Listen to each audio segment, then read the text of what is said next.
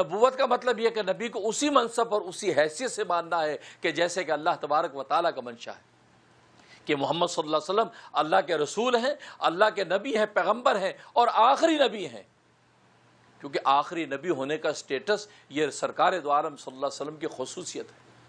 اگر آپ ان کو رسول مان رہے ہیں، ان کو نبی مان رہے ہیں، لیکن آخری نبی نہیں مان رہے، اس کا مطلب پھر بھی آپ نے ماننے کا حق ادا نہیں کیا، آپ کا ایمان مکمل نہیں۔ اس لیے قرآن کریم میں اللہ تبارک و تعالی نے صاف کہہ دیا وَلَٰكِن رسول اللہ وخاتم النبیین، لیکن یہ اللہ کا رسول ہے۔ اور میں نے یہ عرض کیا تھا کہ رسول اور نبی میں فرق کیا ہے؟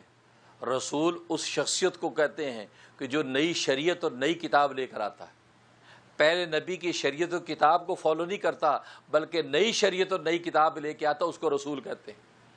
اور ایک روایت کے مطابق 313 رسول ہیں اور ایک روایت کے مطابق 110 رسول گزرے ہیں۔ اور نبی اسے کہتے ہیں کہ وہ جو نبی پہلے رسول کی کتاب اور شریعت کو فالو کرتا ہے۔ تو نبی عام ہے، بھلے اس کو نئی کتاب نئی شریعت ملے نہ ملے اس کو نبی کہتے ہیں، لیکن رسول لفظ خاص ہے، یہ اس شخصیت کو کہتے ہیں کہ جو نئی کتاب اور نئی شریعت لے کے آتا ہے۔ تو سرکار دو عالم صلی اللہ علیہ وسلم نیر نبی نہیں بلکہ آپ رسول ہیں، رسالت کے مقام پر فائز ہیں، کیونکہ آپ نئی شریعت اور نئی کتاب لے کر آئے۔ پہلی شریعتوں کو آپ نے منسوخ کر دیا، پہلی کتابوں کے احکام منسوخ ہو گئے اور آپ ایک نئی شریعت نئی کتاب لے کر آ رہے ہیں۔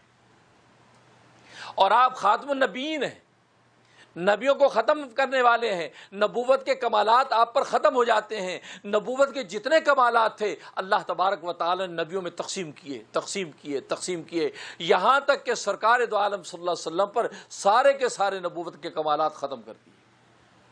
یعنی ایک ادنا کمال بھی نبوت کا ایسا باقی نہیں رہا کہ جس نبوت کے کمال کو ظاہر کرنے کے لیے کسی نئے نبی کو لانے کی ضرورت پیش آئے۔ اب سارے نبوت کے کمالات مکمل ہو چکے، تو اس لیے آپ کو خاتم النبیین کہتے ہیں، اس لیے کہ نبوت کے سارے کمالات آپ کی ذات پر ختم ہو گئے۔ اس لیے آپ نے خود فرمایا کہ میں قصر نبوت کی آخری اینٹ ہوں۔ قصر نبوت میں اینٹیں لگی ہوئی، ایک جگہ خالی ہے، فرمایا اس جگہ پر اگر اینٹ مکمل کر دی جائے تو قصر مکمل ہو جاتا ہے، محل مکمل ہو جاتا ہے۔ فرمایا میں بھی قصر نبوت کی آخری اینٹ ہوں، میں جب آ گیا اب یہ نبوت کا محل مکمل ہو گیا، اب اس کے بعد کسی اور نبی کی کوئی گنجائش نہیں۔ انا خاتم النبیین لا نبی بعدی، میں خاتم النبیین ہوں، میرے بعد اب کوئی نبی نہیں۔ اب اگر اس کے بعد کوئی دعویٰ کرے کہ میں ذلی نبی ہوں، عکسی نبی ہوں، کسی بھی نوعیت کا نبی، وہ کذاب ہے، دجال ہے، وہ دائرہ اسلام سے خارج ہے، اس کا کوئی تعلق اسلام کے ساتھ نہیں ہے، اس لیے کہ آپ پر نبوت ختم ہو چکی، آپ خاتم النبیین ہیں۔ اب آپ کے بعد کسی قسم کی کسی نبی کی کوئی گنجائش نہیں۔ اور اگر گنجائش ہوتی، ایک نکتے کی بات کہنے لگا ہوں، اگر گنجائش ہوتی تو قتل دجال کے لیے اللہ تبارک و تعالیٰ عیسیٰ علیہ السلام کو نہ لاتے بلکہ اس نئے نبی کو لے آتے کہ جس کے آنے کی گنجائش تھی، اس نئے نبی کے ذریعے سے دجال کو قتل کرواتے۔ لیکن اللہ تبارک و تعالیٰ نے کسی نئے نبی کو مبعوث نہیں کیا، بلکہ اس لیے کہ عدد نبوت کا ختم ہو چکا تھا، تبھی تو اللہ نے کوئی نیا نبی مبعوث نہیں کیا، بلکہ پرانے نبیوں میں سے ایک نبی کو لانا پڑا جو آ کے دجال کو قتل کرے گا۔ اس لیے عیسیٰ علیہ السلام کا آنا یہ ختم نبوت کی سب سے بڑی دلیل ہے۔ بہت سے لوگ آپ کو دھوکہ دیا، جی آپ کہتے ہیں ختم نبوت نبی آخری نبی ہیں اور حضرت عیسیٰ تو آ رہے ہیں، آخری نبی کہاں ہیں؟ تم کو بھائی ان کا آنا ہی تو ختم نبوت کی دلیل ہے،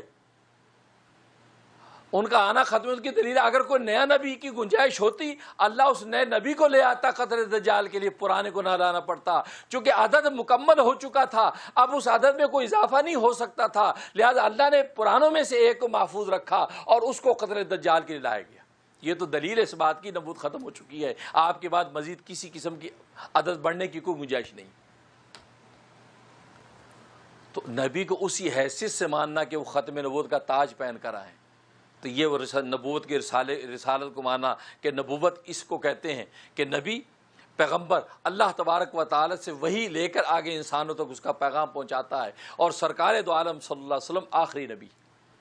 ویڈیو کے نیچے سبسکرائب کے بٹن پر کلک کریں، بیل کے آئیکن پر کلک کیجئے تاکہ ہر نئی ویڈیو کی نوٹیفیکیشن آپ کو مل جائے۔